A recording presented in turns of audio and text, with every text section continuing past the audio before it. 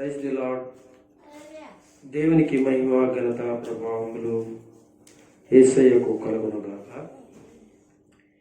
ప్రభునందు ప్రియమైన వారలారా, ఈ రాత్రి కాలంలో మరొకసారి మన రక్షకుడైన యేసుక్రీస్తు వారి యొక్క ఘనమైన నామంలో ఆయన యొక్క మందిరంలో మనందరూ కూడా కూడుకుని ఉండడం మనందరికీ ఆశీర్వాదకరమని మరొకసారి మీకు నేను తెలియజేస్తున్నాను.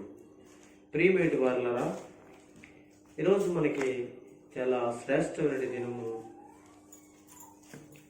కనుక ఈ శ్రేష్టమైన దినములో మనం ఈరోజు మాట్లాడుకోబోతున్న చక్కటి విషయాలు మనము గమనిద్దాం. అందరూ కూడా బైబిల్ తెరిచి ఇంతవరకు మనం పాటలు పాడాం, ఆరాధన కూడా జరగడం, అలాగే వాక్య పరిచర్య నిమిత్తమై యెషయా గ్రంథము చూద్దాం. యెషయా గ్రంథాన్ని తెరిచి మనందరికీ పరిచయం ఉన్నటువంటి దేవుని యొక్క లేఖన వాక్యాన్ని మనం చదువుకుందాం. అందరూ కూడా తెరిచి చూడాలి. యెషయా గ్రంథము 9వ అధ్యాయము.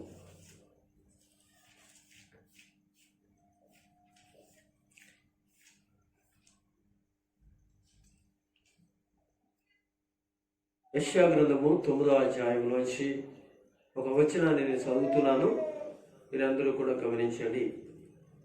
యెషయా గ్రంథము 9వ అధ్యాయంలో 6వ వచనాన్ని చదువుతున్నాను. అందరూ కూడా మీ బైబిల్ తెరిచి చూడండి. యాలయనగా మనకు శిశువు పుట్టెను, మనకు కుమారుడు అనుగ్రహించబడును, ఆయన భుజముల మీద రాజ్యభారం ఉండును. ఆశ్చర్యకరుడు, ఆలోచనాకర్త, బలమైన దేవుడు, నిత్యుడకు తండ్రి, సమాధానకర్త యొక్క అధిపతి అని అతనికి పేరు పెట్టబడును. ప్రియమైన దేవుని పిల్లలారా, క్రిస్మస్ దినాలలో మనం ఉన్నాము. ఎక్కడ చూసినా క్రిస్మస్ యొక్క వాక్యాలు వినపడుతున్నాయి.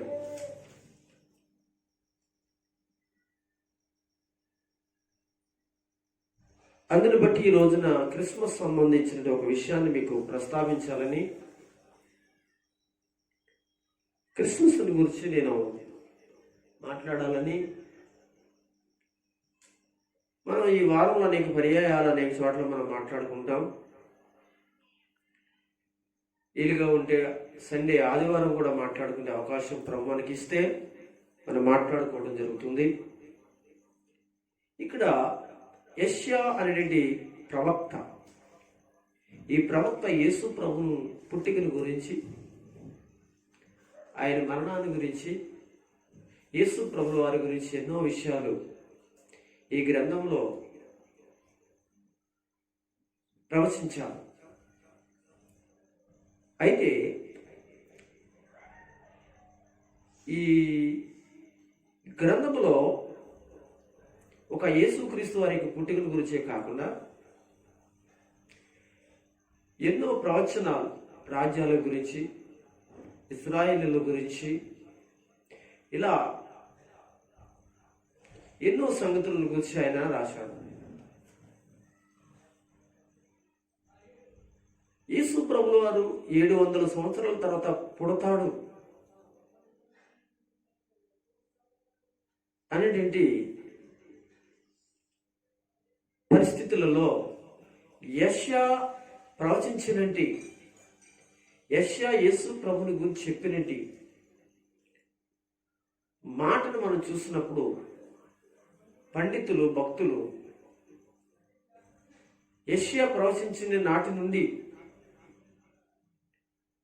యేసు ప్రభు పుట్టే వరకు కూడా లెక్కలు వేస్తే సుమారుగా 700 సంవత్సరాలు అయ్యింది.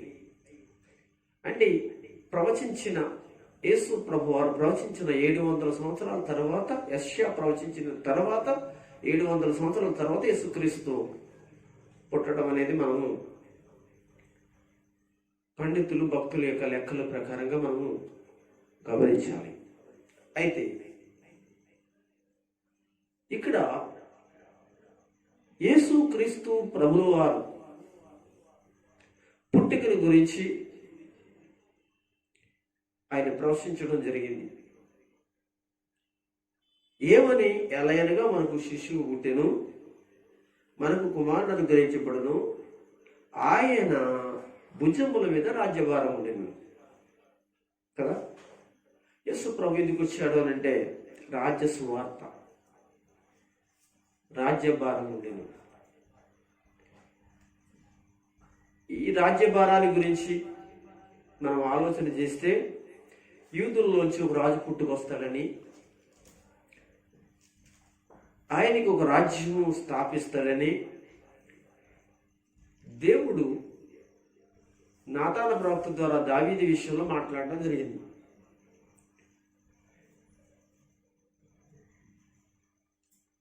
నీలోంచి ఆయన పుట్టుకొస్తాడని, ఆయన రాజ్యం వెళ్తాడని చెప్పబడింది. సరే, దావీదు తర్వాత అనేక మంది రాజులు వచ్చారు, రాజ్యాలు చెల్లాచెదరమైపోయాయి. అయితే దేవుడు ఒక మాట ఏంటంటే, యూదులలోంచి, యోధా జాతిలోంచి, ఇక యోధా ప్రజల్లోంచి, యోధా గోత్రంలోంచి రాజు పుట్టుకొస్తాడనే విషయాన్ని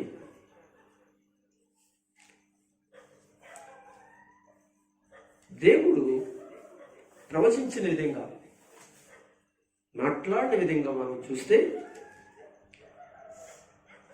అలాగే లూకా వార్తలో చదవనక్కర్లేదు, దావీదులోంచి రాబోతున్నది ఆ యేసుక్రీస్తు ప్రభువు వారు జన్మను గురించి మాట్లాడుతున్నప్పుడు మరియా విషయంలో దావీదులోంచి రాబోతున్నాడు, అతనికి ఆయన మీద రాజ్య పరిపాలన చేస్తాడని లూకా వార్తలో 1వ అధ్యాయంలో మనం చదువుకుంటాం. ప్రియమైన వారలారా, ఇక్కడ ఆయన భుజం మీద రాజ్యభారం ఉండేను. మంచిది. ఆయన ఆశ్చర్యకరుడు. 1 ఆశ్చర్యకరుడు, 2 ఆలోచనాకర్త, 3 బలవంతుడైన దేవుడు, 4 నిత్యుడగు తండ్రి, 5వ మాట ఏంటంటే సమాధానకర్త యొగు అధిపతి అని ఆయనకు పేరు పెట్టబడును. ఓకే, మంచిదండి. ఈ వచనంలో యేసుక్రీస్తునకు పెట్టబడిన పేర్లు మనకు కనబడతాయి. ఈ వచనంలో అంటే యేసుక్రీస్తుకి చాలా పేర్లు ఉన్నాయి. పరిశుద్ధుడని, మహోన్నతుడని, మహాగణుడని, ఇవన్నీ కూడా పేర్లు లేకపోతే బిరుదులు అనుకోండి. పరిశుద్ధుడని, రక్షకుడని, ఇలా ఆయనకి ఒకవేళ అవి పేర్లైన కావచ్చు, లేక బిరుదులైన కావచ్చు. వాటిలో ఈ కూడా ఉన్నాయి. ఇక్కడ ఈ వచనంలో మనకి 5 విషయాలు కనపడుతున్నాయి. 1 ఏంటంటున్నాడు? ఆశ్చర్యకరుడు. ఎవరంటే ఆయన ఆశ్చర్యకరుడు. ఎవరు ఆశ్చర్యకరుడు? ఈ లోకంలో చాలా మంది ఉన్నారు, కానీ ఎన్నెన్నో చేశారు, ఎన్నో రకాలుగా తిరిగారు, కానీ వాళ్ళు ఆశ్చర్యకరమైన విషయాలు ఏం చేయలే. యేసు ప్రభు వారి గురించి ఎలయనగా మన శిష్యు పుట్టెను, కుమారుడు అనుగ్రహించబడము, ఆయనకి ఆయన భుజం మీద రాజ్యభారం ఉండేది. అంతేకాకుండా ఆయన ఆశ్చర్యకరుడు. అంటే యేసు ప్రభు వారికి పెట్టబడిన పేర్లలో ఎన్నో ఉన్నాయి. వాటిలో ఈ వచనంలో 9వ అధ్యాయం యెషయా గ్రంథంలో 6వ వచనంలో ఏమని ఉన్నాడంటే ఆశ్చర్యకరుడు. నిజమే, గొప్ప ఆశ్చర్యకరుడు. ఇక్కడ పలికిన మాట బట్టి యేసు ప్రభువారి గురించి మనం బాగా ధ్యానం చేస్తే మార్కు, లూకా, యోహాను, మత్తయి సువార్తలు మనం చదివితే ఆయన ఎంత ఆశ్చర్యకరుడు అంటే చాలా గొప్ప ఆశ్చర్యకరుడు. గొప్ప ఆశ్చర్యకరుడు. ఆయన నీటి మీద నడిచి తన శిష్యులైన వారి దగ్గరికి వెళ్ళినట్లుగా మనం చూస్తాం. ఈ సమయంలో అందుకే ఆయనకి ఏ పేరు పెట్టారు అంటే ఆశ్చర్య. నీటి మీద నడవడం అనేది అసలు ఎవరి వల్ల అయ్యేది పని కాదండి. నీటి మీద నడిచే విషయంలో కానీ, నీటిని మూటగట్టే విషయంలో కానీ, గాలిని గుప్పెట్లోకి బంధించే విషయంలో కానీ అసలు భూమి మీద ఎవరి వల్ల అవదే కానీ ఒక ప్రభు యేసుక్రీస్తు వల్ల మాత్రమే. అందుకనే ఎవరైనా ఆశ్చర్య కారణం. ప్రియమైన దేవుని పిల్లలారా, ఆయన మనసు మీద ఉన్న రోగులు యేసు ప్రభువు దగ్గర తీసుకొచ్చినప్పుడు ఆయన ఏం చేసేవాడంటే లేగు, నడువు అనే విషయాలు మనకి బైబిల్లో కనిపిస్తాయి. వాళ్ళు వెంటనే ఏం చేసేవారు తెలుసా? వాళ్ళ యొక్క మనసాల నుంచి లేచినట్లుగా మనం చూస్తాం. ఎంతోమంది వైద్యులకి, డాక్టర్లకి చూపించుకుని అసలు ఇది మా వల్ల కాదు అని డాక్టర్లు విడిచిపెట్టేసిన వ్యక్తులను కూడా యేసు ప్రభు చాలా ఆశ్చర్యంగా బాగు చేశారు. మనకి ఎవరు కనపడతారు అనగా ఎంతో మంది కనపడతారు. వారిలో మనకి బాగా అర్థం చేసుకోవాలి అంటే ఏమంటే రక్త శ్రేవణ రోగంతో ఉన్నట్టు ఒక సహోదరి కదండి, పక్షవాతంతో ఉన్నటువంటి వ్యక్తిని మనసు మీద నలుగురు తీసుకొచ్చారు. యేసు ప్రభు ఏమన్నాడు తెలుసా? నీ పాపములు క్షమించబడ్డాయి, నీవు నీ పరుపెత్తుకుని వెళ్ళు అనేటువంటి మాట వాక్యాలు చూపించాలండి. ఎందుకంటే చూపించే టైం ఉండదు అనమాట. మత్తయి సువార్త 9వ అధ్యాయంలో ఈ విషయాలు చెప్తున్నాను. అంటే పాఠం ఎక్కడ ఉందో అనే విషయాన్ని మీకు చెప్తున్నాను. ఇలా యేసు ప్రభువు వారు ఏమండి చాలా అద్భుతమైన విషయాలు, ఆశ్చర్యాలు చేశాడు ఆయన. 18 ఏళ్ల నుంచి నడుముంగిపోయింది. తన పరిస్థితి అంటే నడుముంగిపోయిందంటే ఎన్ని పోసి ముంగిపోయింది కదా.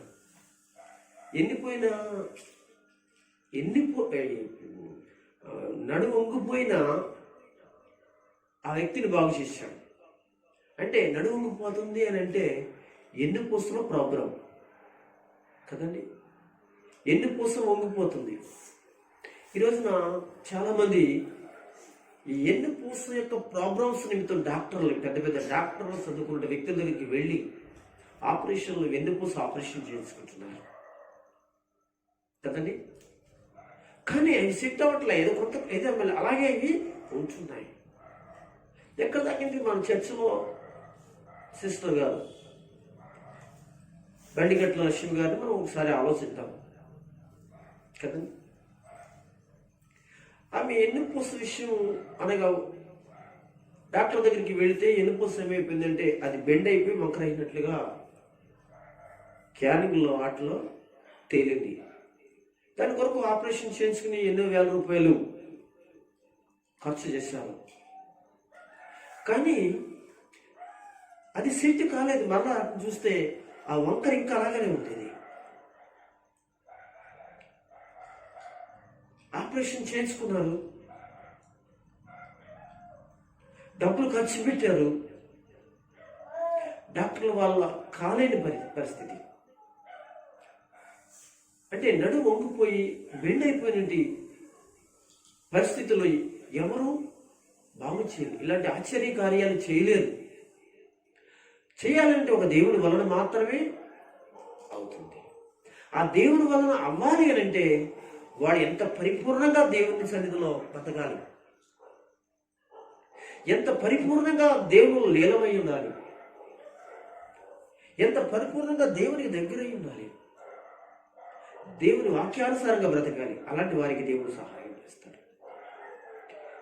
ప్రియమైన దేవుని పిల్లలు, ఆశ్చర్యకరుడైన 18 ఏళ్ల ఉంది.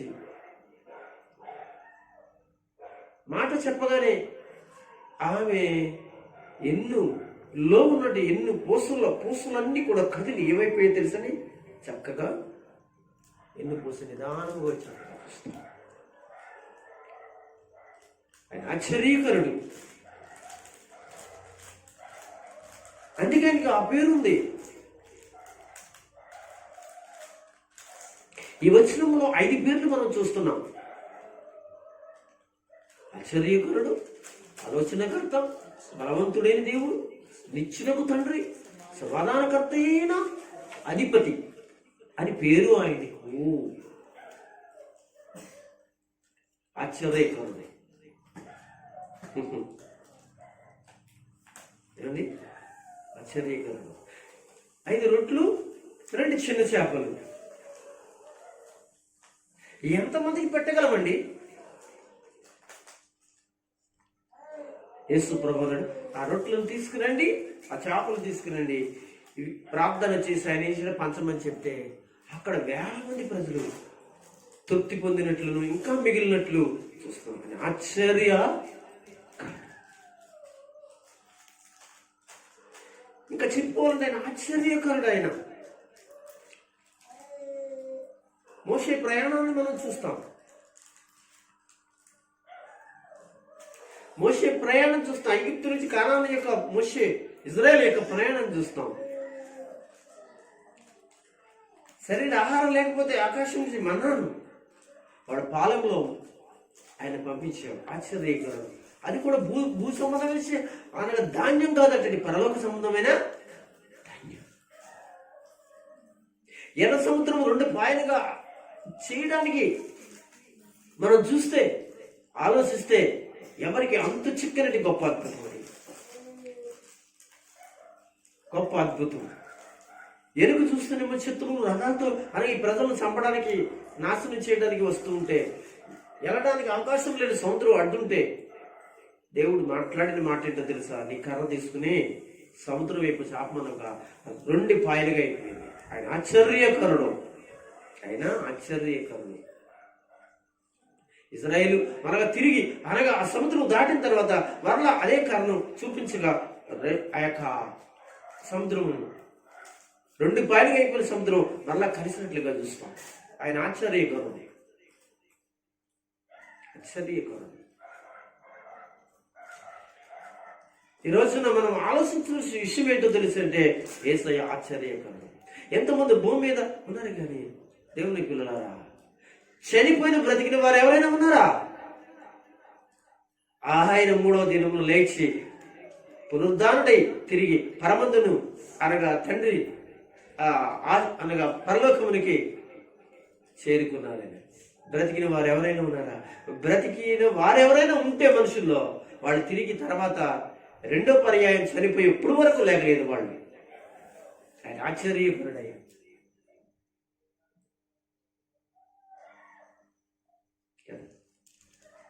దేవునికి మహిమ కలుగును కాక. ఆశ్చర్యకరుడు. ఆశ్చర్యకరుడు. పాత నిబంధనలో ఆశ్చర్యకరుడు. గిద్యోనుతో ఏమన్నాడో తెలుసా? గొర్రెబొచ్చిన బయట పెట్టు, నువ్వేమంటావు అను, అనగా మంచు కురవకూడదు అన్నాడు. మంచు కురవలేదు, అంతా కూర్చుంది కానీ ఆ బొచ్చి మీద గొర్రె బొచ్చి మీద. మరొక పర్యాయం బొచ్చు అనగా గొర్రె బొచ్చి మాత్రమే తడవాలి కానీ చుట్టుపక్కలంతా కూడా మంచి ఉండకూడదు. ఆశ్చర్యకరుడు ఆయన. ఇలా చెప్పితే ఆయన ఎంత ఆశ్చర్యకరుడో భక్తులు పాడిన పాటలను చూస్తాం. దేవుని పిల్లలరా, యెషయా గ్రంథము 9వ అధ్యాయం 6వ వచనములో ఏలయనగా మనకు శిశువు పుట్టెను. ఎవరు పుట్టారంటండి? శిశువు పుట్టెను. తర్వాత నెక్స్ట్ మనకు కుమారుడు అనుగ్రహించబడును, ఆయన భుజముల మీద రాజ్యభారం. ఈ 3 వచనాలు నేను చెప్పట్లేదండి. నేనేం చెప్పాలనుకున్నానంటే కింద ఆయన పేర్ల గురించి చెప్పాలనుకున్నాను. అందుకే వీటిని మరొక పర్యాయం ఎప్పుడైనా మనం చెప్పుకోవడానికి అవకాశం ప్రవహిస్తే చెప్పుకోవచ్చు. ఆశ్చర్యకరుడు. ఎవరైనా చెప్పాలి, ఎవరైనా ఆశ్చర్యకరుడు, ఆశ్చర్యకరుడు. రెండవ మాట ఏంటో తెలుసా? ఆలోచన. ఏంటండి? అదేనా ఆలోచనాకర్త, ఆలోచనాకర్త, ఆలోచనాకర్త కదా. ఆయనకి నిన్ను నన్ను ఆయన ఆలోచించగలిగిన శక్తి ఆయన దగ్గర ఉంది. ఆయన ఆలోచనకర్త. ఒకసారి యేసు ప్రభువు వారు ఒక చోటకు వచ్చారు. వస్తే అందరూ ఆ ఇంట్లో కూర్చున్నారు. యేసు ప్రభువు వారు కూడా ఇంట్లో కూర్చున్నారు. శిష్యులైన వారు కూర్చొని చాలా జనాలు వచ్చారు. చాలా సందడిగా ఉంది ఆ ఇల్లు అంతా. యేసు ఉన్న చోట సందడిగా కాబట్టి ఏంటండి? యేసు ఉన్న చోటే క్రిస్మస్ దినాలు కదా, ఇప్పుడు కూడా సందడ. ఎక్కడ చూసిన సందడ. ప్రతి ఈదిలో ప్రార్థనలో కూటాలు, సందడ సందడ సందడ. అలాగే యేసు ఆ చోటకు వచ్చినప్పుడు జనాలందరూ కూడా ఆ ఇంటిని కిక్కిరిచిపోయారు. యేసు ప్రభువు అక్కడికి పిలువబడ్డాడు, భోజనానికి పిలువబడ్డాడు. యేసు శిష్యులు కూడా అక్కడికి పిలిచారు. ఇప్పుడు కూడా పాస్టర్ గారితో ఉన్న శిష్యు బృందం ఉంటుంది కదండి. ఇలాంటి వాళ్ళందరినీ కూడా ప్రార్థన పెట్టుకునే వాళ్ళు, విశ్వాసులైన వారు, ప్రభు నమ్మిన వారు ఏం చేస్తారు? భోజనానికి ఆహ్వానిస్తారు.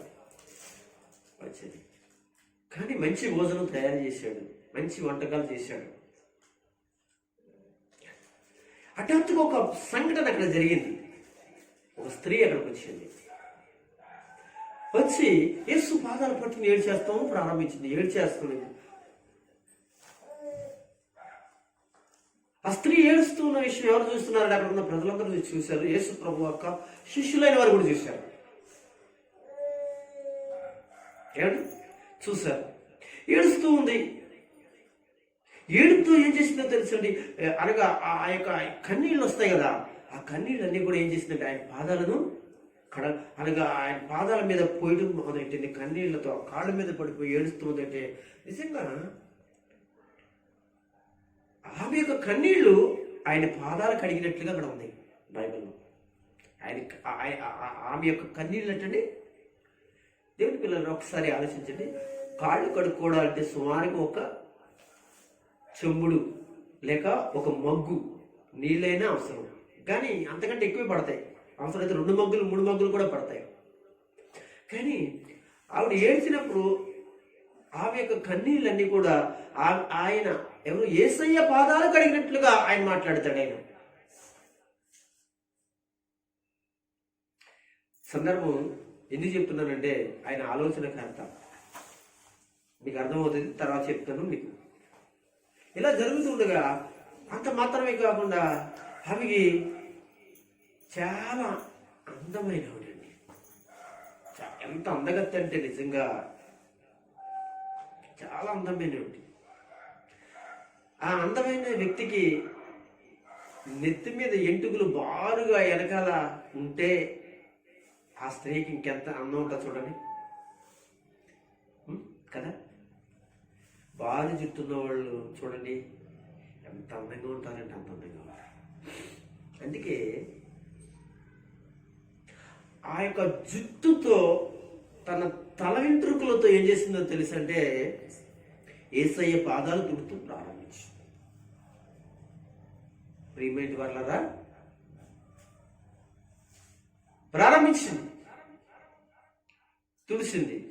అంతటితో ఆకున్నా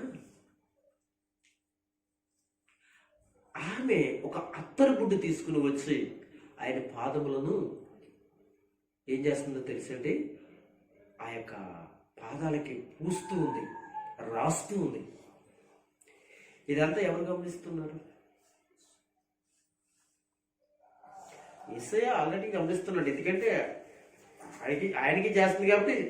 అయితే దూరంగా ఉన్నవాళ్ళు, పక్కన వాళ్ళు, వీళ్ళందరూ కూడా చూస్తున్నారు, ఏం అనలేకపోతున్నారు.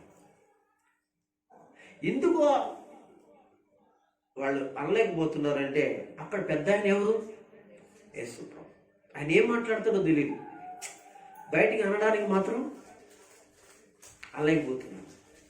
అప్పుడు వాళ్ళు ఏమనుకుంటున్నారంటే, ఈమె ఎవరితో ఎలాంటిదో, అసలు ఈయన ప్రవక్త అయ్యి ఉంటే, నిజంగా దేవుని దగ్గర నుంచి వచ్చినోడు అయ్యి ఉంటే, ఈయన ఫలానా ఆయన అయ్యి ఉంటే, వెంటనే గ్రహించి ఈవిడి పాపాత్మురాలని సంగతి తెలిసింది ముట్టకుండా, పట్టుకోకుండా,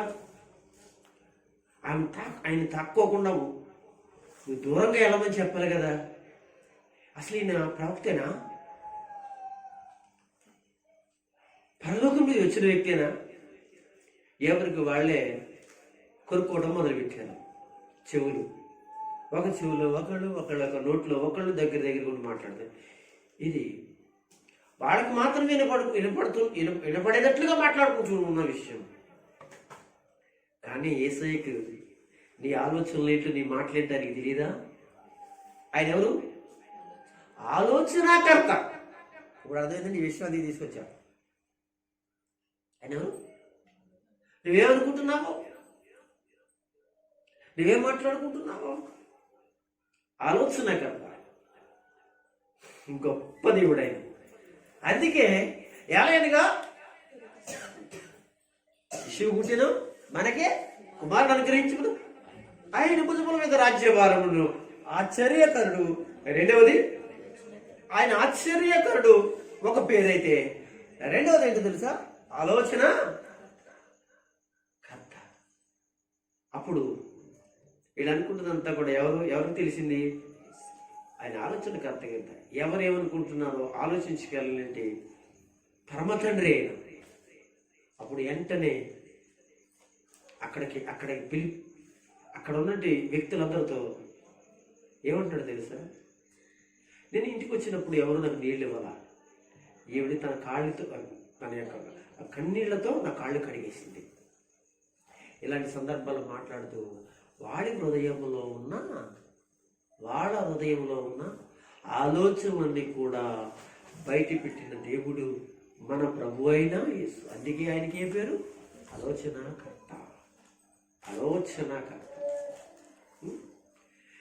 ఇలాగ చెప్పుకుంటూ వెళితే ఒకసారి ఏం చేశారంటే, యేసు ప్రభు నిరికించాలని శాస్త్రులు, పరిచయులు, పండితులు, మహానుభావులు, గౌరవులు, గొప్పవాళ్ళు, ఆ ఊర్లో ఉన్న వాళ్ళందరూ కూడా కొంచెం మేధస్సు కలిగిన వారు అందరూ కూడా ఏం చేశారో తెలిసి యేసు ప్రభు దగ్గరికి వచ్చి యేసు ప్రభుతో మాట్లాడుతూ ఒక ప్రశ్న వేశారు.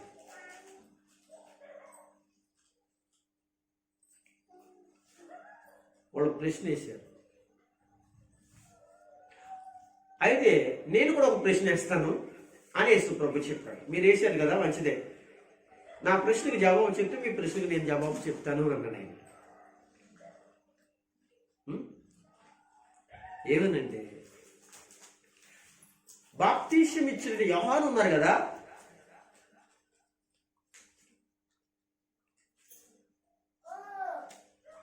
అతను ఎక్కడి నుంచి వచ్చాడు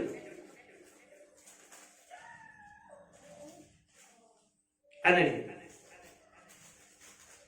వీళ్ళందరూ పక్కెళ్ళిపోయి మాట్లాడకుండా ప్రారంభించారు. ఎక్కడి నుంచి వచ్చాడు? సరే చెప్దాం. ఎలా చెప్దాం అనుకున్నాను.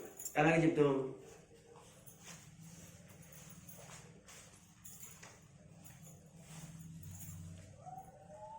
దేవుని దగ్గర నుంచి వచ్చాడు అని చెప్దాం. మరి దేవుని దగ్గర నుంచి వచ్చాడంటే మీరు ఎందుకు నమ్మలేదు ఆయన్ని?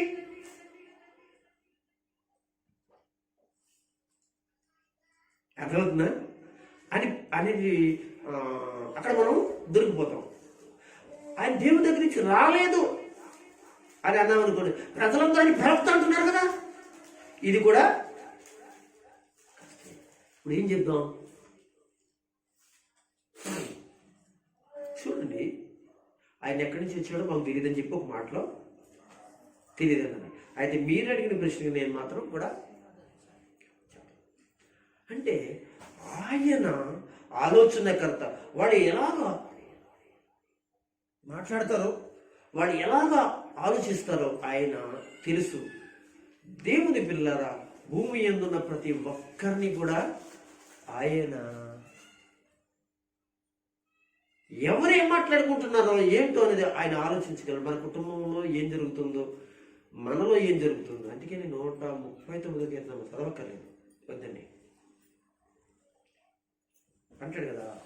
ఫస్ట్ నుంచి 2-3 వచనాలు మనం గమనిస్తే ఏమంటే తెలుసా, దేవుడు మనల్ని పరిశోధించి చూసినప్పుడు మనం ఎక్కడ కూర్చుంటున్నామో, ఎక్కడ పడుకుంటున్నామో, ఎక్కడికి వెళుతున్నామో, ఏం చేస్తున్నామో, ఏం మాట్లాడుతున్నామో అంతా కూడా ఆయనకి తెలుసు అని అక్కడ రాస్తాడు. మీరు తర్వాత చదువుకోవచ్చు. అంటే ఈ విషయాలు ఎందుకు చెప్తున్నానంటే ఆయన ఎవరంటే ఆలోచనకర్త, ఆయనకి తెలుసు.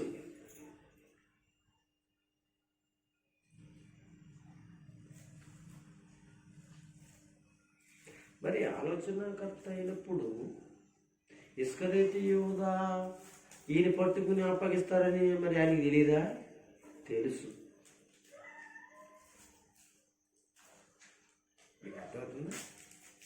ఇస్కరియోతు యూదా అనగా రోమా ప్రభుత్వంలో ఉన్న వారికి అప్పగిస్తాడనే సంగతి మరి మరి ఆయన ఆలోచనకర్త కదా. ఇన్ని తెలిసిన ఆయన, ఎంత గమనించిన ఆయన, ఇంత తెలిసిన ఆయన కదా. ఓ స్త్రీని తీసుకొచ్చారు, పాపం చేసిందన్నారు కనుక మోసే ధర్మశాస్త్రం ప్రకారంగా రాళ్ళకి కొట్టాలని చెప్పారు. అప్పుడు యేసు ప్రభు వారు ఏం చేశాడు, అక్కడ ఉన్న వాళ్ళ యొక్క అదంతా రాసుకుని వచ్చాడు, కింద రాసుకుంటూ వచ్చాడు. అంటే ఆయనకి తెలుసు కదా మన జీవిత చరిత్ర ఏంటో ఆయనకి తెలుసు. ఆయనకి మనం ఆలోచన చెప్పనక్కర్లేదు, ఆయనకి అంతా తెలుసు. అలాగే ఈ యొక్క ఇస్కరియోతు యూదా యేసు ప్రభుని అప్పగిస్తాడని మీకు అర్థమైందా? తెలియదంటే తెలుసు యేసు ప్రభుకి. కానీ లేఖనములు నెరవేరునట్లుగా ఆయన ఏం చేయాలి? వెళ్ళాలి. ఎందుకంటే ఒక మాట చెప్పను, ఆయన ఎవరిని గౌరవించాడు? లేఖనములను అంటే వాక్యమును గౌరవించాడు. అక్కడ నీ మీద అది జరగాలి అని లేఖనము చెప్పినప్పుడు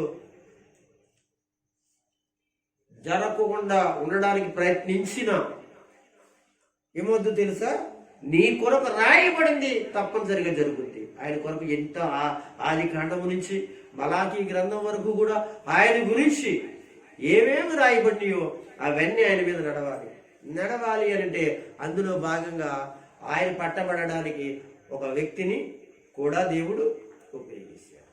ఆయన ఇస్కరియోతు యూదా. మీకు అర్థమైందా? అతని గురించి ప్రవచనం కూడా ఉంది.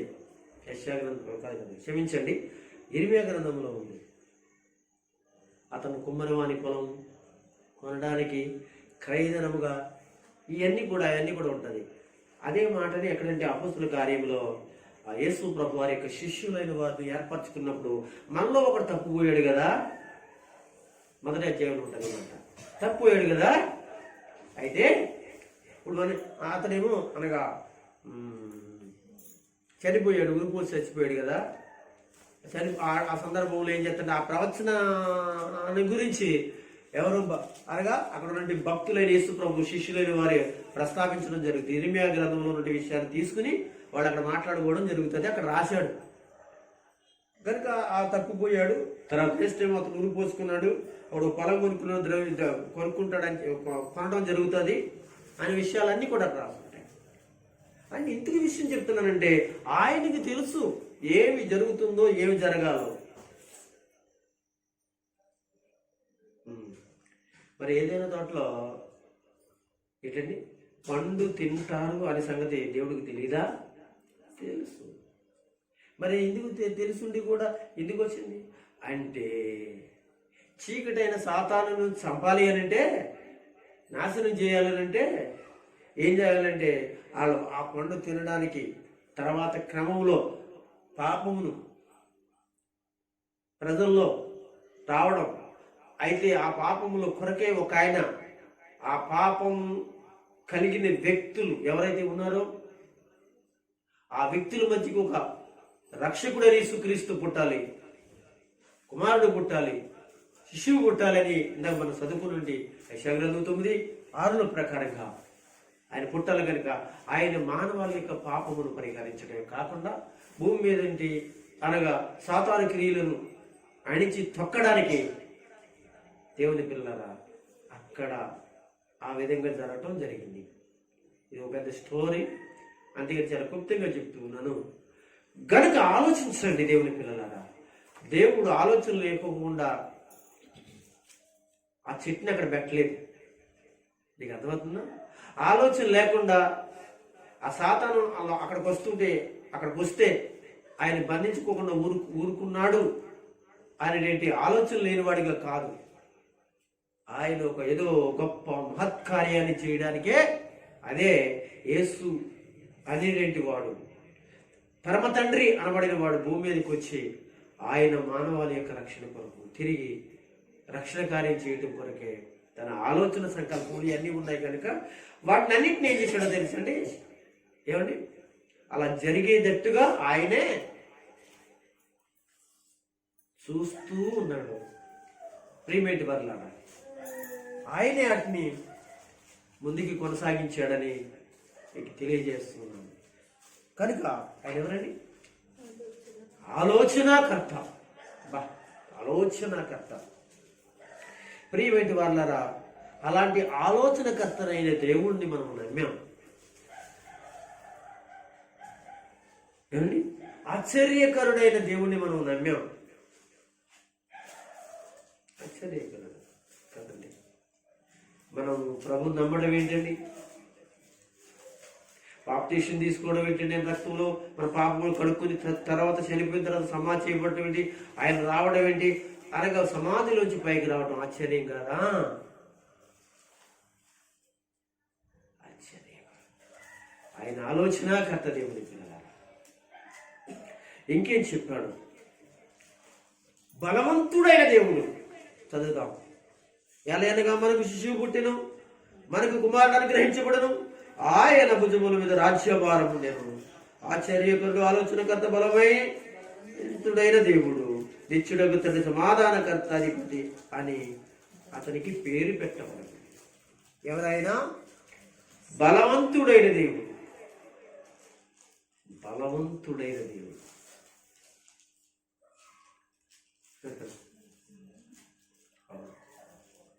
ఆయన బలవంతుడైన దేవుడు కనుక భూమి మీద నుండి పాపాన్ని ఆయన ఒక్కడ తప్ప ఎవరు కూడా తీయగల బలవంతుడు, శక్తివంతుడు లేడు. ఎంతో మంది దేవుళ్ళని చెప్పుకుని ఉండొచ్చు, కానీ వాడు బలవంతులై ఉండొచ్చుని, కానీ శారీరకంగా బలవంతులు కానీ ఆధ్యాత్మికంగా బలవంతులు కాదు. నాడు బలహీనుడు, ఆధ్యాత్మికమైన బలహీనుడు. ఆధ్యాత్మికమైన బలవంతులు కాదు యేసు ప్రభు. ఆధ్యాత్మికమైన బలవంతుడైన, పాపాన్ని జయించిన వాడు, సాతాన్ని జయించిన వాడు, ఎన్నెన్నో పరిస్థితులను జయించిన వాడు, బలవంతుడైన దేవుడు. ఆయన బలవంతుడైన దేవుడు కనుక తన పిల్లలైన వారు నచ్చారా, ఆయన నామమును బట్టి బలమైన కార్యాలు చేశారు కదండి. బలమైన కార్యాలు చేశారు. యేసు ప్రభు శిష్యులైన వారు బలమైన కార్యాలు చేయడానికి గల కారణం ఏంటంటే ఆయన బలమైన దేవుడు, బలవంతుడైన దేవుడు. ఆ దేవుని పక్షమున ఏం చేశారు? అద్భుతాలు చేశారు. చేతిగుడ్డలు తగలగానే బ్రతికారు మనుషులు. నీడ పడగానే మంచాల మీద ఉన్న వాళ్ళందరూ కూడా లేచారు. ఈ చేసిన వాళ్ళు ఎవరు అంటే యేసు ప్రభు వారి యొక్క బిడ్డలైన శిష్యులైన వారు. దేనిని బట్టి చేశారు? దేనిని బట్టి చేశారు? బలవంతుడైన దేవుని బట్టి చేశారు. శృంగారమైన దేవాలయం దగ్గర కదా, శృంగారమైన దేవాలయం దగ్గర పుట్టికి నుంచి ఉన్నట్టు ఒక కుంటివాడు భిక్షం అడుక్కుంటూ ఉన్నాడు. ఆ సమయంలో యేసు క్రీస్తు ప్రభు వారి యొక్క శిష్యులైన వారు పేతురు, యోహాను, యాకోబులు ప్రార్థన చేయడానికి ఆ యొక్క దేవాలయంకి వెళ్తుండగా, అయ్యలారా నాకు భిక్షమేమి అడగా వాడు యేసు ప్రభు నామము ఏం చేశారో తెలిసి వెళ్ళి, మా దగ్గర ఏమి లేవు, ఎండి బంగారాలు లేవు, కానీ మా దగ్గర ఏముందో తెలుసా? యేసు నామం ఉన్నది, అని యేసు నామమున బలహీనపడినంటి పాదములు కలిగిన వాడిని, బలహీనత కలిగిన నరాలు కలిగిన వాడిని ఏం చేశాడో తెలుసంటే, అనగా ఆ బలవంతుడైన దేవుని నామమును స్మరించగా బలమైనటి కార్యం జరిగింది.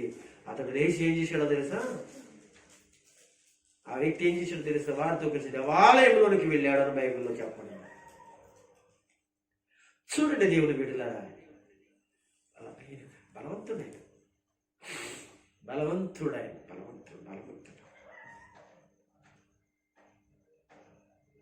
ఏదైనా చేయగలడు. బలవంతుడు సృష్టిని శూన్యంగా చేశాడు.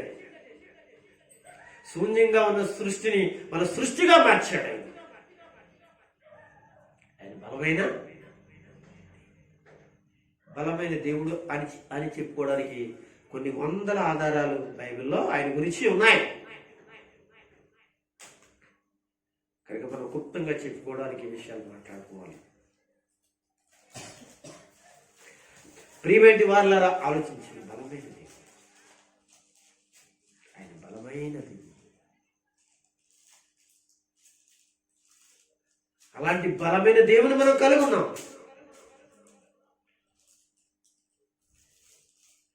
దానియేలు గ్రంథంలో చెప్తున్న ఒక మాట, చక్కటి మాట ఏం తెలుస్తుంది? ఆ బలవంతుడైన దేవునిని బట్టి అంటే బలమైన కార్యములు చేస్తున్నారని రాశాడు అక్కడ.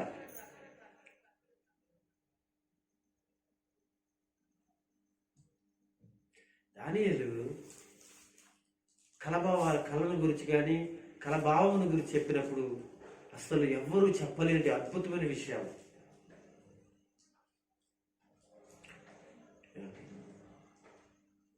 దానియేలు సింహాల బోన్లో పాడేసినప్పుడు అలాగా బలవంతుడైన దేవుడు ప్రవేశించాడు, సింహాల నోళ్లను మూయించాడు. బలమైన సింహాల నోళ్లు మూయించిన దేవుడు బలవంతుడైన దేవుడు మన ప్రభు అయిన యేసుక్రీస్తు. అందుకే ఆయనకి ఏం పేరు? బలవంతుడైన దేవుడు. షడ్రక్ మేషక్ అబేద్నెగోను తీసుకుని అగ్నిగుండంలో పాడేస్తే వాళ్ళు కాలిపోకుండా కాపాడగలిగినండి బలమైన అగ్ని జ్వాలలను. బలమైన దేవుడు ఏం చేశాడో తెలుసా? ఆ యొక్క బలమైన అగ్ని జ్వాలల నుంచి, వాటికంటే బలమైనది శక్తివంతమైన దేవుడు కనుక ఆయన వాళ్ళని ఏం చేశాడో తెలుసండి? అగ్ని ముట్టకుండా చేశాడు. ఆయన బలమైన దేవుడు.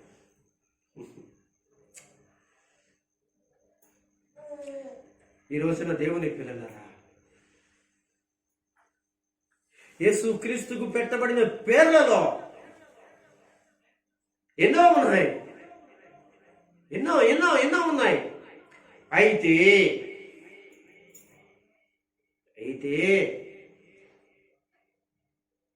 యెషయా గ్రంథము 9వ అధ్యాయం 6వ వచనంలో మనము చూస్తున్నాం కొన్ని పేర్లు. ఏమంటాడు? ఎలాగనగా మనకు శిశువు పుట్టెను, మనకు కుమారుడు అనుగ్రహించబడను, ఆయన భుజము మీద రాజ్యభారముండును, ఆశ్చర్యకరుడు, ఆలోచనకర్త, బలవంతుడైన దేవుడు. 3 విషయాలు మాట్లాడుకున్నాం. 4వ విషయం ఏంటంటే తెలుసా? నిత్యుడగు తండ్రి. ఆయన ఎవరంటండి? నిత్యుడగు తండ్రి.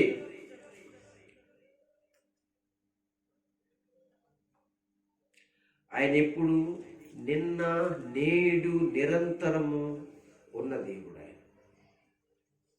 ఆయనే తండ్రి అయిన దేవునిగా, కుమారుడైన దేవుడుగా, పరిశుద్ధాత్మ దేవుడుగా, వాక్యమైన దేవునిగా మన మధ్య నిరంతరం ఉన్న దేవుడు. ఆయన నిత్యుడగు తండ్రి. ఆయనే తండ్రి. ఈరోజు ఉన్న దేవుని పిల్ల.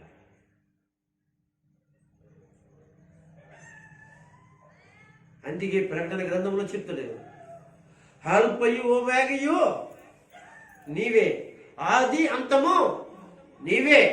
అంటే నిత్యం ఉన్నవాడు, ఆదిలో ఉన్నాడు, అంతములో ఉన్నవాడు, నిత్యమైన దేవుడు. ప్రతిదానికి మనం సమాధానం చెప్పాలి వాక్యం నుంచి. అర్థమవుతుంది.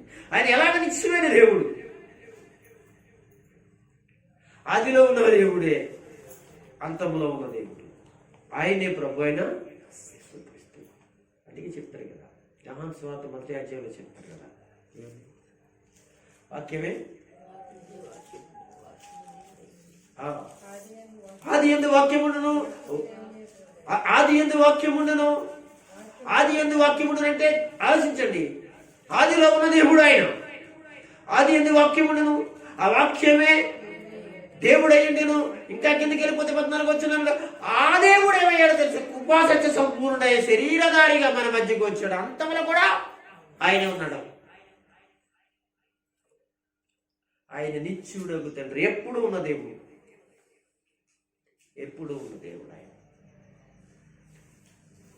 అప్పుడుండి ఇప్పుడు లేని దేవుడు కాదు, ఇప్పుడుండి అప్పుడు లేని దేవుడు కాదు, ఆయన నిత్యుడగు తండ్రి, నిత్యుడగు తండ్రి.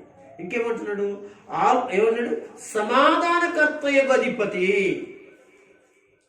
సమాధానకర్తయగు అధిపతి. అల్లరికి కాదండి కర్త, అల్లరికి కర్త కాదు మన ప్రభువైన యేసు. కొరింథీ సంఘం అల్లరైపోయిందండి.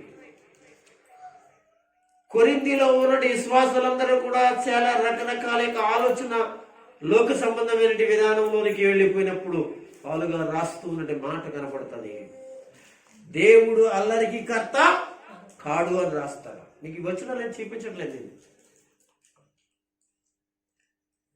అల్లరికి కర్త కాదు.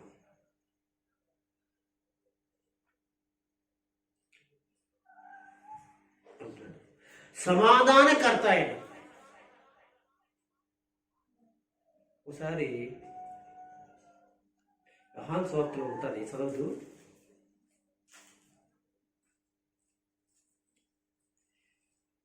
నేను లోకమునికి ఎందుకు వచ్చానంటే శాంతిని సమాధానాన్ని ఇచ్చడానికి వచ్చాను అన్నాడు ఆయన. శాంతిని అనుగ్రహించడానికి వచ్చాను, సమాధానాన్ని అనుగ్రహించడానికి వచ్చాను. అయితే పాస్టర్ గారు, అది మరి మత్తయి సువార్త, లూకా సువార్త, యోహాను సువార్తలు ఏమో తెలుసా, నేను సమాధానమును పంపవచ్చి తిని అనుకుంటున్నారా? తల్లికి బిడ్డకును, బిడ్డకి తల్లికి, అన్నకి చెల్లికి, తమ్ముడికి అనగా తండ్రికి, అనగా కొడుకి, అత్తగారికి, కోడలికి ఏంటి?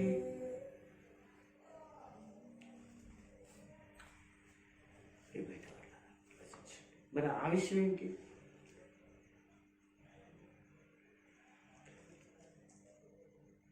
ఆ విషయం ఏంటి? అక్కడ సందర్భం వేరు,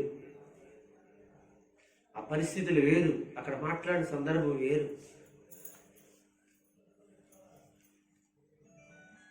అంతేగాని ఆయన ఈ లోకానికి సమాధానకర్త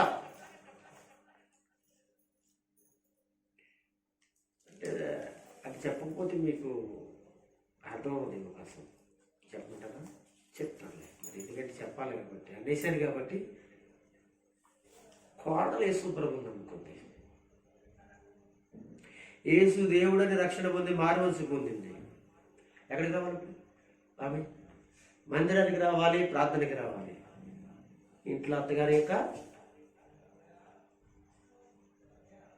పరిస్థితి యేసు ప్రభువుని నమ్మలేదు. అప్పుడు వ్యతిరేకంగా కాదంటారా? అది మీకు అర్థమైంది. అక్కడ రాసిన సందర్భం ఇది కనుక. అందుకే వాక్యాన్ని మన ఇష్టానుసారంగా తీసుకుని యేసు ప్రభు సమాధానకర్త అయినప్పుడు సమాధానం పంపరాలేదు అని అక్కడ రాశాడు కదా. మరి దీనికి మరి ఏంటి? కొడుకు యేసు ప్రభువుని నమ్మాడు, తండ్రి యేసు ప్రభువుని నమ్మాడు అనుకుందాం. కొడుకు యేసు ప్రభువుని నమ్మలా. ఇప్పుడు ఎక్కడికి రావాలి? దేవుని ఆరాధించాలి, స్తుతించాలి, దేవుని కార్యాలు చేయాలి. ఇప్పుడు అనగా ఎవరి చేతిలో ఉన్నాడు? తండ్రి కొడుకు చేతిలో ఉన్నాడు. వెళ్తానంటే సమాధానం ఉంటుందా? ప్రార్థిస్తానంటే సమాధానం ఉంటుందా? అంటే ఒక టోటల్గా చెప్పాలంటే యేసును నమ్మిన అత్తగారైనా, యేసును నమ్మిన మంగారైనా, యేసు నమ్మిన కొడుకైనా, కోళ్ళైనా, ఎవరైనా యేసు నమ్మటం వలన సమాధానం పంపవచ్చితేనేమో అనుకుంటున్నారేమో కానీ నా దగ్గరికి వచ్చిన వాళ్ళకి ఎవరికైనా ఇంట్లో నమ్మలేని వాళ్ళు ఎవరైతే ఉంటారో వాళ్ళు సమాధానం లేకుండా ఏం చేస్తారో తెలిసి నేను ఇబ్బంది పెడతారు అనే విషయాలు అక్కడ రాశారు. అదే విషయాలు అక్కడ ఇక అర్థమవుతుందండి. అంటే యేసు ప్రభు సమాధానకర్తే. ఆ సమాధానకర్తను ఆరాధించడానికి వెళుతున్నారు యేసు ప్రభు నమ్మిన బిడ్డలు. కానీ యేసు ప్రభు నమ్మలేని వాళ్ళు ఉన్నారు చూసారా, బయట ఎంతమంది ఉంటారు, ఇంట్లో ఎంతమంది ఉంటారు, వాళ్ళందరూ నేను సమాధానంగా ఉండనిస్తారా? ఒకరికొకరు విరోధం కాదండి. ఆయన వెంటాకి నేను వదిలేస్తాను అంటాడు భర్త కదా.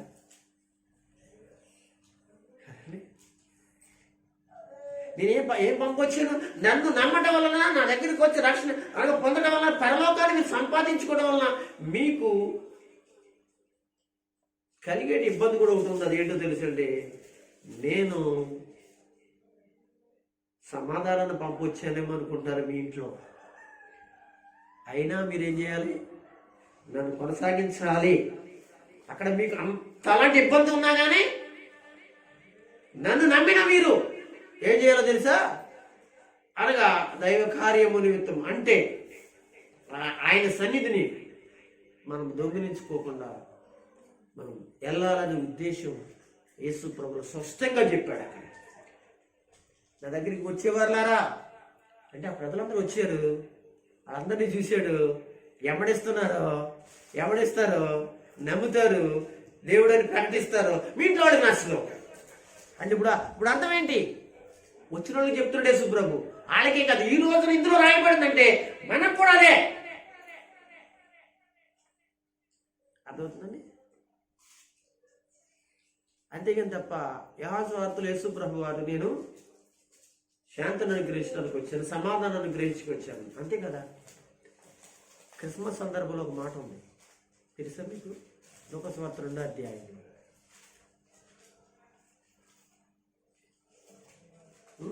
జ్ఞాపకం తెచ్చుకోండి. 2వ అధ్యాయంలో గొర్రెల కాపుల దగ్గరికి అనగా ఎవరు దూతలు వచ్చి వెళ్ళిపోయిన తర్వాత ఆ శిశువును ఆరాధించడానికి వచ్చిన అప్పుడు ఏముంది అక్కడ, సరే చూడండి అక్కడ ఏముంది. ఆయన ఎందుకు వచ్చాడు, అక్కడ రాశాడు. ఎందుకు వచ్చాడు ఆయన? ఎంత మంచి మాట అండి. ఏంటమ్మా? ఆయనకి ఇష్టమైన మనుషులకు సమాధానం. ఆయనకి ఇష్టం లేని వాళ్ళకి ఏమైనా సమాధానం ఉంటుందండి, సమాధానం లేకుండా చేస్తారు. అదే యేసు ప్రభు ఏమన్నాడు తెలుసా, అత్తకు కోడలకు, కోడలకు అత్తకు, ఇక చూస్తే మాంగారికి అనగా అల్లుడికి, కొడుక్కి తండ్రికి, తల్లికి కూతురికి, భార్యకు భర్తకు ఏమంటారు ఏం తెలుసా, శత్రుత్వం. సమాధానం పంపవచ్చుతుంది అనుకుంటున్నారా అంటే అక్కడ సందర్భం లేదు. ఆయన ఎందుకు వచ్చాడంటే మరి ఇక్కడ చూస్తే మరి ఏం చేద్దాం, ఈ వాక్యాన్ని ఏం చేద్దాం. అక్కడ యోహాను సువార్తలో అనగా నేను శాంతిని అనుగ్రహించడానికి వచ్చాను, సమాధానాన్ని అనుగ్రహించడానికి వచ్చాను అని అక్కడ చెప్తున్నాడు కదా. రెండింటికి డిఫరెన్స్ తేడా లేదంటే చాలా దూరంగా లేవండి. దానికి దీనికి అసలు సంబంధం ఏముందంటారా. అయితే అక్కడ మాట్లాడిన సందర్భం వేరు, ఇక్కడ మాట్లాడిన సందర్భం వేరు. అక్కడ ఎవరి గురించి, ఒక కుటుంబాన్ని గురించి, ఆ గ్రామంలో ఎవరైతే రక్షణ పొందిన వాళ్ళు ఎవరైతే ఉంటారో వాళ్ళను ఆయన యేసు దగ్గరికి రాకుండా ఆఫ్ చేసేస్తారు, లేక దేవుని ఆరాధించుకోకుండా అనగా సమాధానం లేకుండా చేస్తారు. అయితే ఎలా కలుగుతుంది అంటే, ఇదిగో నేను సమాధానం పంపవచ్చుతుంది అనుకుంటున్నారేమో, సమాధానం పంప రాలేదు, ఇదిగో తెలిసి నా దగ్గరికి రావడం. అలాగని మనం పరలోకాన్ని, దేవుని రాజ్యాన్ని, రక్షణను, పాపమును కడుక్కోకుండా చచ్చిపోతే ఎలాగండి? కుదరదు కదా. ఓకే, నేను ముందుకు వెళ్ళిపోతాను, ఎక్కువైపోతుంది. మీకు అర్థమైంది కదా. ఇప్పుడు ఈయన ఎవరు? సమాధానకర్త కదమ్మా, అధిపతి. అతనికి పేరు పెట్టబడును. ఇందులో మనం చూసుకున్నాం. బయట కూడా 2 విషయాలు చూద్దాం. ఇంకొక 2 విషయాలు చూసుకుని మనం ఆగుదాం. ఇప్పుడు 5 విషయాలు చెప్పాను, ఇంకొక 2 విషయాలు చెప్పాను. ఇందులోనే 7వ అధ్యాయం తెరవండి. యెషయా గ్రంథం 7వ అధ్యాయం. 7వ అధ్యాయం తీసారా? 7వ అధ్యాయం తీసి చదవమ్మా. 14 వచ్చిన చదువుకోవాలి కదమ్మా. 14 వచ్చిన. కాబట్టి ప్రభు తానే ఒక సూచన మీకు చూపించెను. అదేంటి? ఆలకించని కన్యక గర్భవతి అయ్యే కుమారుని కని అతనికి ఇమ్మానుయేలు పేరు పెట్టెను. యెషయా ఇక్కడ కూడా వాళ్ళు చెప్తున్నాడు. ఎవరి గురించి ప్రవశిస్తున్నాడా? యేసు ప్రభుని గురించి ప్రవశిస్తున్నాడు. కన్యక, ఆ కన్యకి అనగా కొత్త నిబంధనలో కనపడుతుండండి.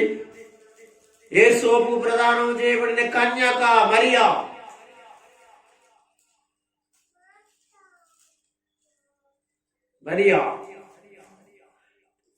ఏమంటున్నాడు? కాబట్టి ప్రభు తానే ఒక సూచన మీకు చూపును, ఆలకించుడి.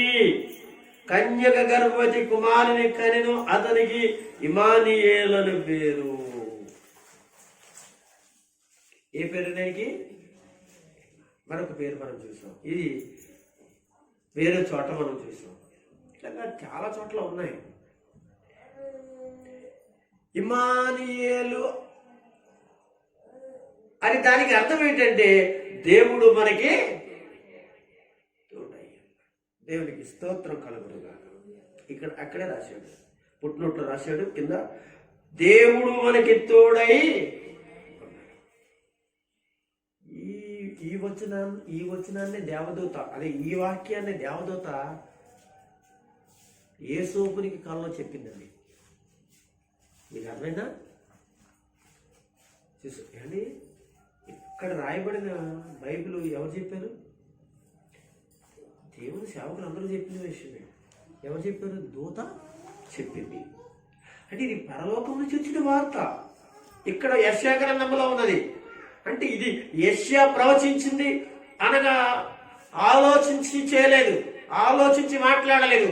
పరలోకం ముందు ఉన్నది దేవుడు తన దాసుడైన యెషయాకు ఏం చేశాడంటే ఆత్మచేత ఈ విషయాలను బయలుపరిచాడు. ఆత్మచేత బయలుపరిచిన విషయాలు కనుక పరలోకం నుంచి వచ్చిన గబ్రియేలు అనే దూత కూడా నిద్రపోతున్న యేసోపుకి కలలో మాట్లాడుచున్న తర్వాత, ఇదిగో ప్రవక్త చెప్పినట్లుగా కన్యక గర్భవతి కుమారుని కనును, అంటే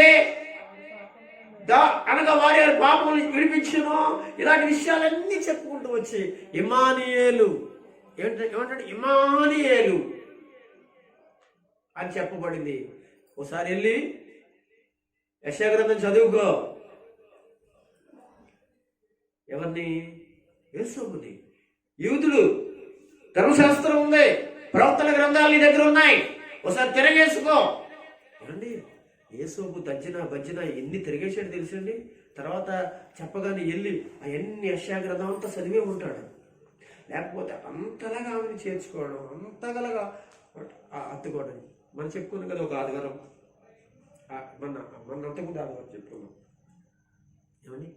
అతన్ని చేర్చుకోవడానికి గల కారణం ఏంటో తెలుసంటే, అతడు నీతిమంతుడైనడే కాదు కానీ అతడు దేవుని మాటకి విధేయుడై ఉన్నట్లుగా, అంటే వాక్యానికి విధేయుడే. ఆయన ఆ సంగతులను ఆలోచించుచుండగా అనే మాట ఉంచారా? అప్పుడు దేవుడు ఆలోచించుకురా బాబు, కాకపోతే లేఖనాలు చూడరా బాబు అంటే ఏం చేశాడు తెలుసా? ప్రార్థనాపూర్వకంగా చూశాడు.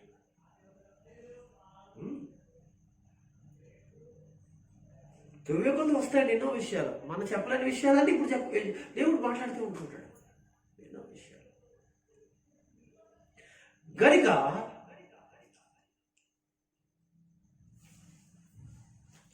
ఇమ్మానుయేలు అని పేరు ఆయనకి పెట్టబడును. ఇమ్మానుయేలు అని పెట్టబడిన పేరు ఆయనకి.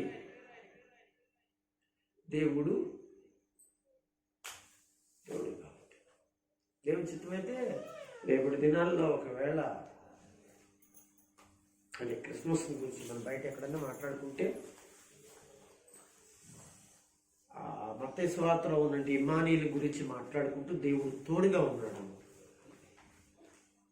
అనే విషయాన్ని మాట్లాడుకుంటూ, తోడు లేకపోతే, తోడుగా లేడు అనే సందర్భం ఏదైనా ఉంది అని అంటే నువ్వు అనగా ఎలాంటి వ్యక్తిగా ఉన్నావు అనే విషయాన్ని బయలుపరిచే వాక్యాలు కూడా రేపు దినాల్లో మనం మాట్లాడుకోవచ్చు.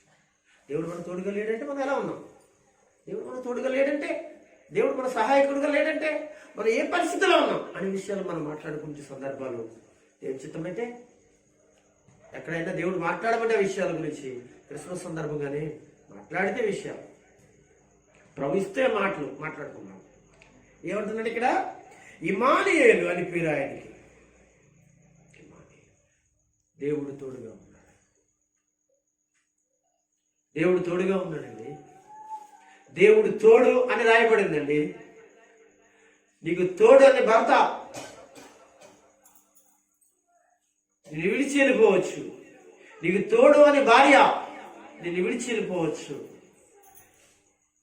ఒకవేళ పిల్లలు నాకు తోడుగా ఉంటారు అని అనుకోవచ్చు, వాళ్ళు విడిచిపెట్టవచ్చు. నేను ఈరోజే ఇందాక 4 గంటలకు ఒక వీడియో నాకు వచ్చింది. యాంకర్ ఒక ఆవిడ ఒక అమ్మగారితో మాట్లాడుతూ ఉండగా అమ్మగారు చెప్తుంది, నిజంగా ఏడుపు వచ్చిందండి నాకు. ఏమండి, తన కొడుకు తనను వదిలిపెట్టేసాడట, తన కోడలు వదిలిపెట్టేసాడటండి. వాళ్ళ మంచి ఎందుకు వదిలిపెట్టాడు అని అంటే అలా అంటారంట, నువ్వేం సంపాదించావు? బంగారం సంపాదించావా? డబ్బు ఆస్తు సంపాదించావా అంటున్నారట. ఆవిడ చెప్తూ ఉంటుంటే ఆ యొక్క ఎవరండి టీవీ ఉంటారు కదా, వాళ్ళు ఉంటారు కదా, ఆవిడ కూడా ఏడ్చేస్తుందండి. ఏం సంపాదించి పెట్టా? నేనేం సంపాదించాను? నా రక్తం పంచుకున్నాడు, నా గర్భాన్ని ఇచ్చానడికి, వాడిని పెంచాను. పెంచడం అంటే పెంచడంలో ఏముంటుంది? బట్టలు కట్టి తాళం చేసి అన్నం పెట్టి వదిలేయడమా? కాదుగా. చదువు చెప్పించింది, ఆరోగ్యం బాబు చూపించి ఎన్ని ఉంటాయండి. రెక్కలు వచ్చే వరకు కూడా ఎవరు చేశారు నీకు? లేదా బిడ్డలారా ఆలోచించండి. ఈరోజు లేదండి బిడ్డలకే. చాలా దారుణం. ఆవిడ ఏడుస్తూ నేనేం బంగారాలు ఆస్తులు సంపాదించలేదంట. ఆవిడ ఉద్యోగాలు చేస్తున్నాడండి. ఉద్యోగం చేస్తున్నాడు ఏంటి? వాళ్ళ కోళ్ళేమో నిమిషంలో అనగా పనిచేస్తుందటండి. నిమిషం హాస్పిటల్ తీసుకెళ్ళి అనాథాశ్రయంలో పెట్టండి. ఆ ఆశ్రయంకి ఎలా వచ్చాము అంటే వాళ్ళ నాయన పేరు చెప్తుంది, ఒక డాక్టర్ పేరు. ఆ హాస్పిటల్లో మా కోడలు చేస్తుందండి. ఏమో వీళ్ళు చూడరు ఏం చందరు. అయినా ఎందుకు బాధపడుతున్నావు అని ఆ డాక్టర్ అసలు చదువుకున్నాడు కానీ అన్నాడంట.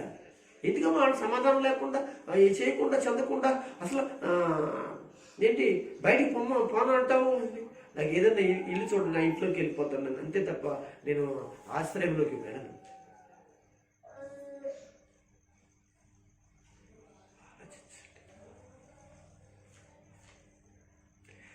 తల్లికి బిడ్డలు తోడండి, భార్యకి భర్త తోడండి, భర్త భార్యకి.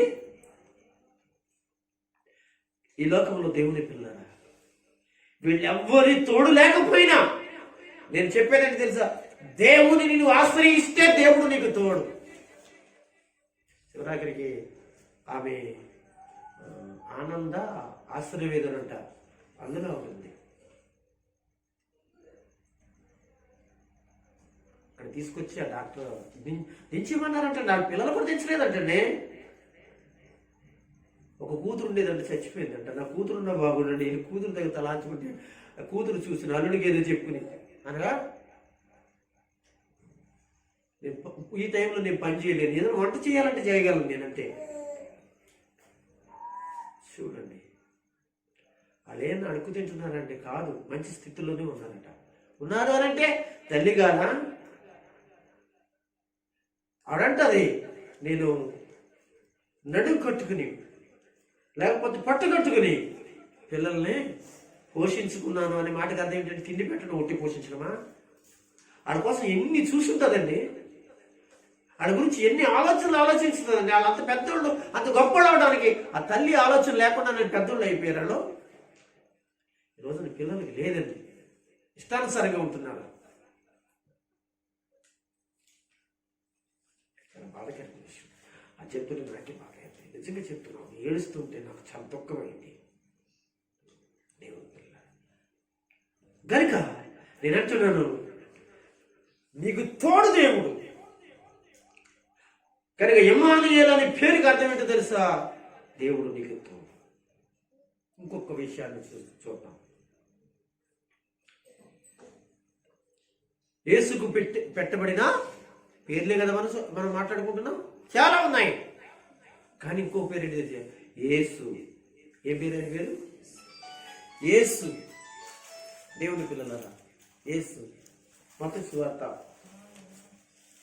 1:25 చదువుదాం, ఎందుకంటే వాక్యం మనకు అవసరం కదా. ఆమె కుమారుని కను వరకు ఆమె నిరిగిపోయిండెను. అతడు ఆ కుమారునికి యేసు అని పేరు పెట్టాను. ఏ పేరు పెట్టిను? యేసు అని పేరు పెట్టిను. దేవునికి స్తోత్రం, హల్లెలూయా. నాకు చూడండి, యేసు అని పేరు పెట్టింది.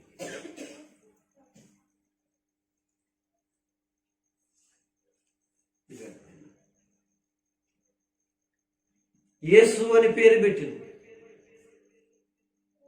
ఎక్కడ పెట్టండి? ఎక్కడ పెట్టండి యేసు పేరు?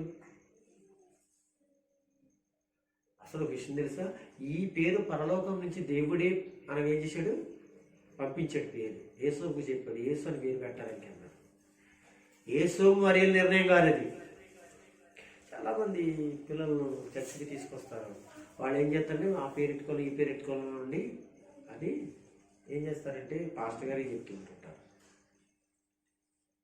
ఏమండి, కొంతమంది పాస్టర్ గారు ఏమనుకుంటారంటే మీరే పెట్టండి అంట. పెట్టేవనుకోండి అది మార్చేసి కన్నా, బుజ్జు, చంటు ఏదో తర్వాత వాళ్ళు మార్చేసి పెట్టేసుకుంటారు.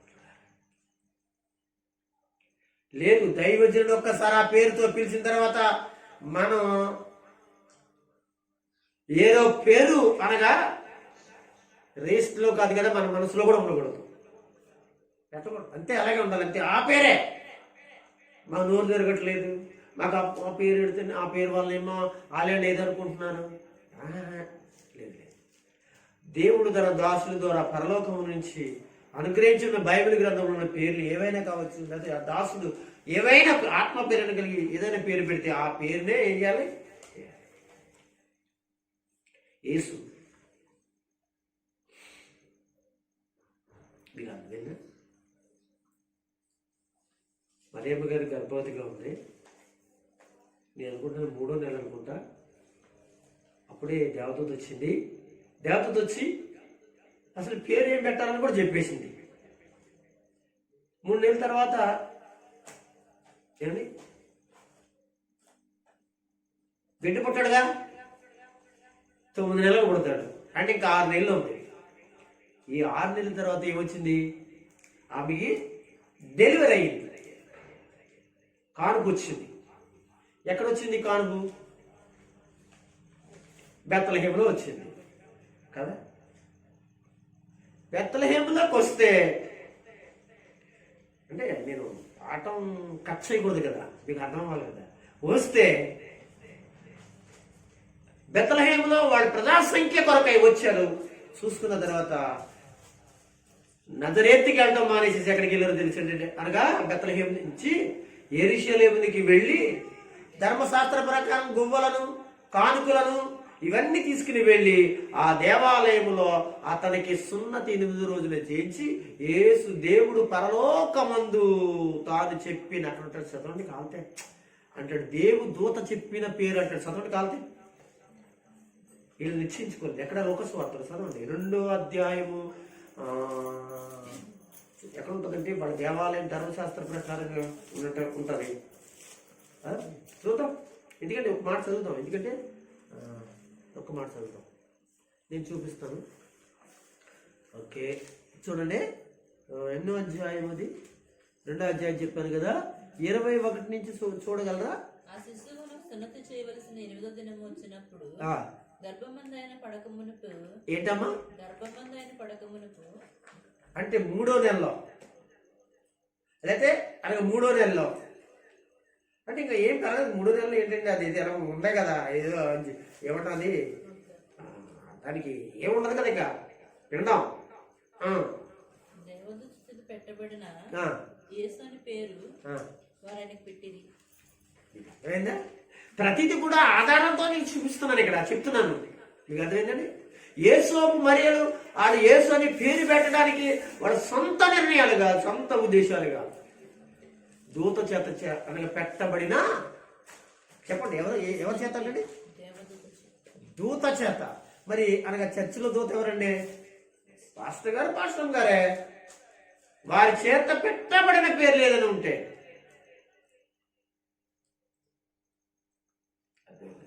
ఎలిజబెత్కి పేరు పెట్టాను, ఎలిజబెత్కి పేరు పెట్టాను. వాళ్ళ ఇంట్లో మీటింగ్ పెట్టి ప్రార్థన పెట్టాను. నేను వెళ్ళాను. వెళ్ళిన తర్వాత పాస్టర్ గారు నన్ను ప్రార్థన చేయమన్నారు. ప్రార్థన చేస్తూ చేస్తూ చేస్తూ ఉండగా అనగా ఎలిజబెత్ వలె మంచి ప్రార్థనా పదాలుగా, ఎలిజబెత్ వలె దీవెనకరమైన వ్యక్తిగా అని నేను ప్రార్థన చేసి ముగించాను. ఆ పాస్టర్ గారు ఏమనుకున్నారో తెలుసా? ఆ పేరు పెట్టడానికి పాపం తీసుకుని నా ప్రార్థన అయిన తర్వాత ఎలిజబెత్ అని నామకరణ చేశారు. అర్థమైందండి? ఆ దైవ దూతలు ఎవరు? దేవుడి శాఖ. కనుక కొంతమంది ఏం చేసుకుంటారంటే వాళ్ళు సొంతగా పెట్టేసుకుంటారు, పేర్లు ఇంటి దగ్గరే పెట్టేసుకుని చేసేసుకుంటారు, వాళ్ళు ఇష్టం వచ్చినట్టుగా ఏదైనా ఏం చేసుకుంటారు. సరే అండి, మనము మరొక పేరు గురించి చూస్తున్నాము. యేసు. మత్తయి సువార్త 1:25 చెప్పబడిన ఆ యొక్క వచనం చూస్తే యేసు, యేసు అంటే రక్షకుడు కదండి. అందులో ఈ పేరు పరలోకముందున్న దేవుడు తన దూత ద్వారా పంపించినట్లుగా కూడా ఒక వచనాన్ని మీకు చూపించాలని చూపించాడు. కానీ భయపడాలి మనం.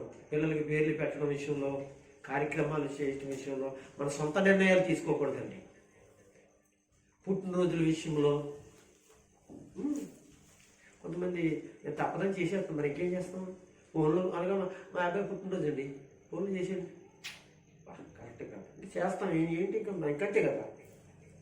దైవజనుడి దగ్గరికి వెళ్ళాలి, ప్రార్థన చేయించుకోవాలి, తప్పనిసరిగా కానుక ఇవ్వాలి. ఊళ్ళో అండి పాస్ గారండి, మీరు చాలా దూరం ఉన్నారు కదా పాస్ గారు, ఏం చేస్తారు? కానీ ఇప్పుడు అనుకున్నామండి, గుమ్మం పెట్టారనుకుంటున్నాడు, ఫోన్లు బ్యాన్ చేసేయండి. అది ప్రతిష్ఠత, అది గుమ్మం అంటే. నువ్వు అప్పటికప్పుడేమో పాస్టర్ గారు చెప్తే పాస్టర్ గారు 10 రోజులు వస్తారంట, పాస్టర్ గారు పెట్టినప్పుడు పెట్టు. ఎదవ చేదత్తారు ఆ మాట ఈ మాట. ఇప్పుడు నేనేమో గుమ్మం పెట్టేస్తున్నానంటే మీరు ఎలాగ రాలే, దూరం ఉన్నారు కదా. ఇది ఒక వంక అవుతుందండి. అస్సలు ఎలా చేస్తారనంటే ఖండిస్తేనేమో అది ఎందుకంటే కరెక్ట్ కానప్పుడు ఖండించాలి కదా. అంటే తప్పు జరుగుతున్నప్పుడు మనం ఊరుకుంటే ఎలా కుదురుతుందండి? చెప్పాలి కదా. ప్రతిష్ఠిత ఇక్కడ అనగా దేవుని మందిరంలో తీసుకుని వెళ్ళి ఆ యొక్క ధర్మశాస్త్ర ప్రకారంగా అక్కడ ఏమి ఇచ్చారో తెలుసండి. మోషే ధర్మశాస్త్రం చెప్పిన వారు తమను తాము శుద్ధి చేసుకునే దినములు గడిచినప్పుడు 10 తొలుచూలు పిల్ల అనగా తొలుచూలు మగ ప్రభువుకు ప్రతిష్ఠించబడవాలని అని ప్రభు ధర్మశాస్త్రంలో రాయబడినట్లుగా. ధర్మశాస్త్రంలో ఉంది కదండి యూదులకు, ఇశ్రాయేలులకు. కనుక ప్రభువునకు ప్రతిష్ఠించుటకును ప్రభు ధర్మశాస్త్రము నందు చెప్పబడినట్లుగా గువ్వల జతులను 2 పావురపు పిల్లలను బలిగా అర్పించుటకు వారు ఆయనను యేసును 8వ దినాన్ని ఏం చేశారు? యెరూషలేమునకు తీసుకువెళ్ళారు. ఎందుకు యెరూషలేము తీసుకెళ్లారు? దేవుని ఆలయంలో ఉన్నారు. దేవుని ఆలయంలో ఎవరు ఉన్నారు?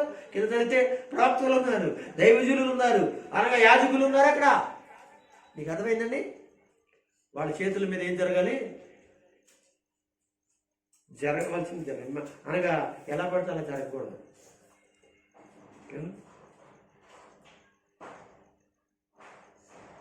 ఒకవేళ దూరంగా మేము ఉన్నామనుకోండి, ఎవరినైనా పంపించి ఏం చేస్తామో కార్యక్రమాలు చేయిస్తాం. అయ్యగారు గొయ్యితో వేసామండి, ఆ గోతికాడ ఉన్నామండి, ఒకసారి ఫోన్ చేస్తున్నామండి, కనుక ప్రార్థన చేసేయండి. ఏంటి ఇదంతా కదా? ఆలోచించండి. మీరు ఆలోచించండి, అసలు ఆశీర్వాదకరంగా ఉంటుందా?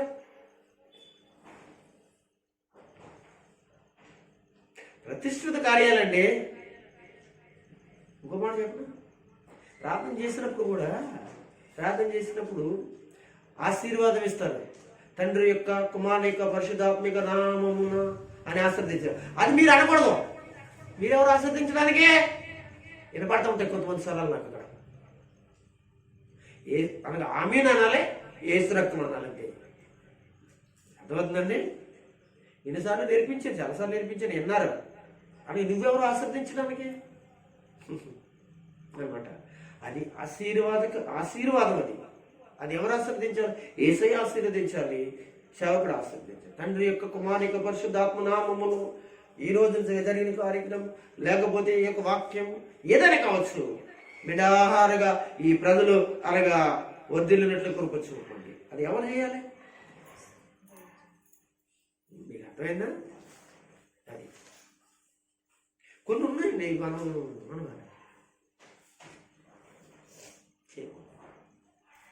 నేను ముగిస్తూ ఉన్నాను. ఆయన ప్రతిష్ఠించినట్లుగా చూస్తాను. ప్రతిష్ఠ గురించి చెప్తున్నానండి. అది పిల్లల ప్రతిష్టతలు, పిల్లల పుట్టినరోజులు, గృహ నిర్మాణాలు, లేకపోతే ఇంకోటి కొన్ని ప్రతిష్ఠిత కార్యాలు ఉంటాయి. ఇంకోటి చెప్పమంటారా? మేము రాలేని పరిస్థితులు ఉంటే మేము ఎవరినైనా పంపించామనుకోండి, వాళ్ళు చేయొచ్చు. ఎందుకు తెలుసా? అది మేము పంపించాం. మీ అంతటి మీరు వాళ్ళున్నారండి, వీళ్ళున్నారండి, వాళ్ళతో ఏం చేస్తాం? జరిగిచ్చేస్తాం. అంటే కుదురుతుందా? నేను పంపించుకోకుండా నేను మాట్లాడినప్పుడు దేవుని మాట అది. అప్పుడు నీకు ఆ వ్యక్తితో ఎవరైనా కావచ్చు, సహోదరి కావచ్చు, సహోదరుడు కావచ్చు, ఎవరైనా కావచ్చు, మేము పంపితే వాళ్ళు మీకు చేస్తే అది ఎవరు అడిగండి దైవ సేవకు పక్షాన వాళ్ళు చేశారు కనుక మీకు దీవెనకరంగా ఉంటుంది. యేసు అనే పేరు మొత్తం ఎన్ని చెప్పుకున్నప్పటికీ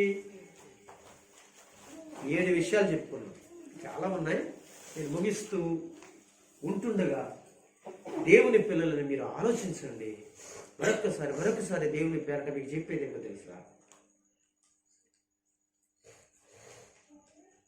యేసుక్రీస్తుకు పెట్టబడిన పేర్లు యెషయా గ్రంథంలో 9వ అధ్యాయం 6వ వచనంలోను ఇతర 2 వాక్యాలు మనం చదువుకున్నాం.